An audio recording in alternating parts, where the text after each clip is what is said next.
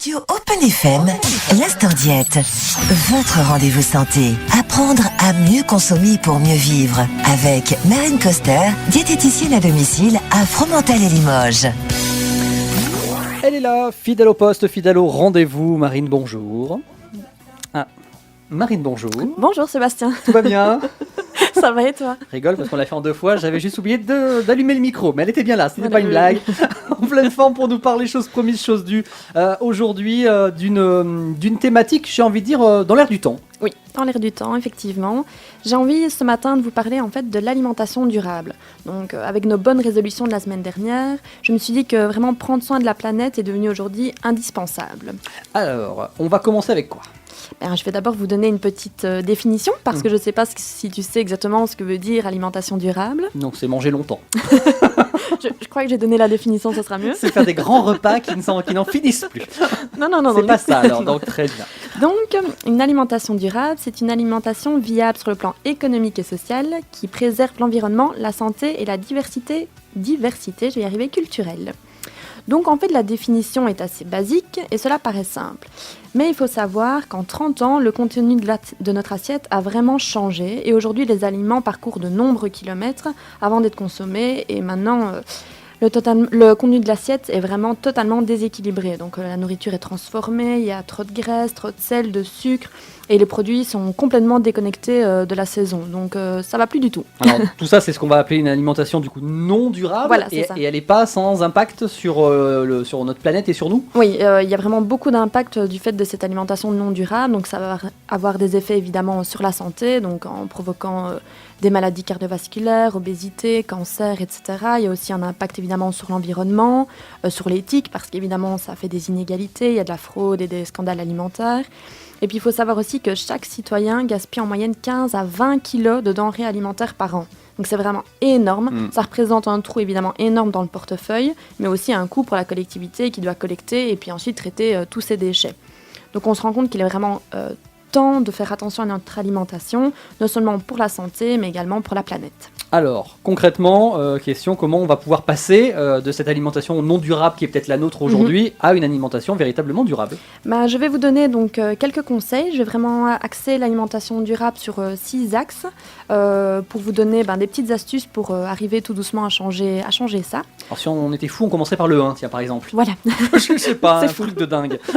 Alors, le premier point, je vous conseillerais d'abord de boire l'eau du robinet. Donc en fait, boire l'eau du robinet, ça peut paraître tout bête, mais ça comporte plusieurs avantages.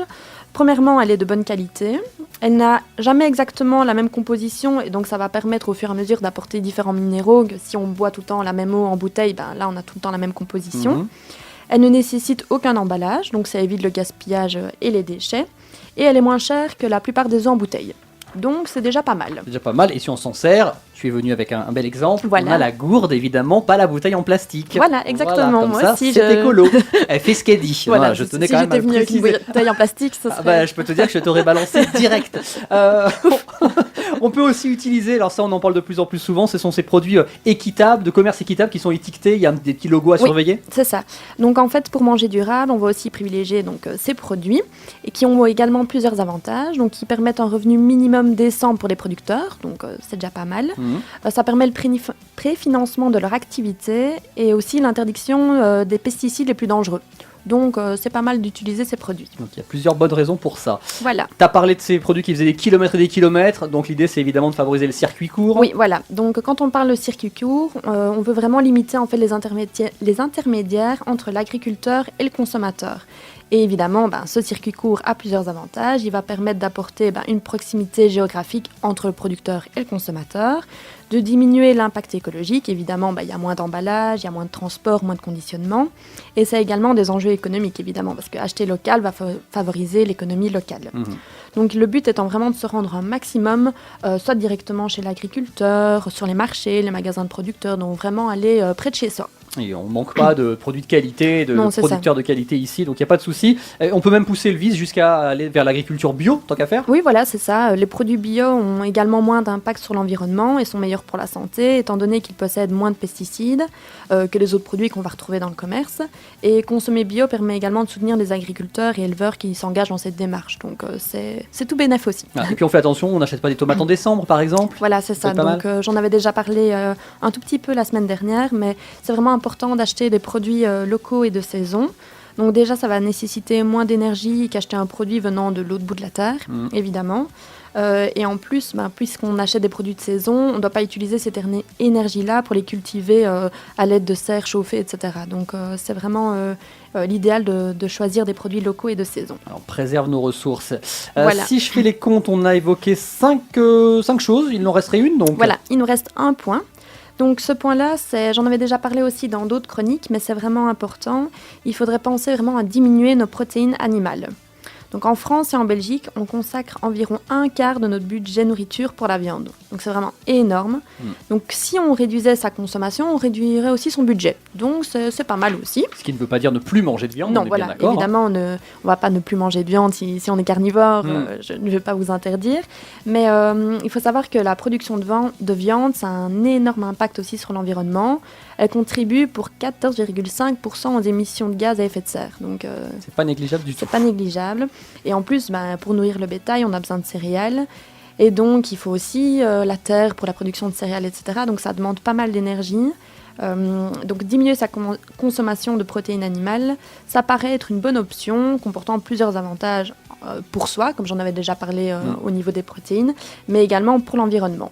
Et est-ce que tu as des conseils pour justement arriver à diminuer notre consommation de viande ? Voilà, donc l'important aussi, c'est de ne pas manger tout le temps la même viande, c'est vraiment de varier, donc viande maigre, viande grasse, etc. Donc varier sa consommation de viande, consommer les protéines végétales, donc les légumineuses, les céréales, etc. Ce qui est intéressant aussi, c'est de programmer des repas et prévoir des jours sans viande pendant la semaine. Donc, ce qui se fait beaucoup dans les cantines scolaires. Désormais, il y a quasiment 1 ou 2 jours sans viande. Voilà, c'est ça. En fait, c'est bien parce qu'en le prévoyant dans notre programme, dans notre agenda de la semaine, on peut se dire, oui, c'est vrai, ce jour-là, je ne mangerai pas de viande. Et comme ça, on est sûr de s'y tenir. Ça devient un petit rituel. Voilà, c'est ça. Ce qui est intéressant aussi, c'est d'augmenter sa quantité de légumes dans l'assiette. Comme ça, on va avoir une assiette qui est plus remplie et on pourra ainsi diminuer la quantité de viande dans notre assiette.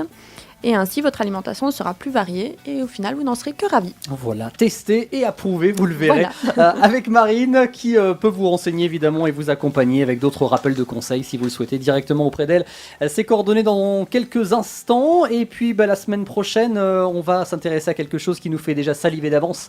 Voilà. C'est le sucre. Oui, le sucre. Le sucre, tout le monde aime ça, mais c'est pas forcément toujours très bon pour la santé. Donc l'idée, ce sera de donner des conseils sur comment ne pas s'en priver. Voilà, c'est ça.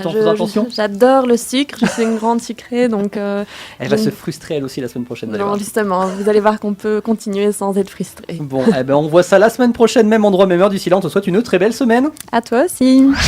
C'était l'Instant Diète. Infos et conseils pour apprendre à mieux consommer pour mieux vivre. Avec Marine Coster, diététicienne à domicile sur Fromental et Limoges. À retrouver sur sa page Facebook ou par mail marine@radioopenfm.fr.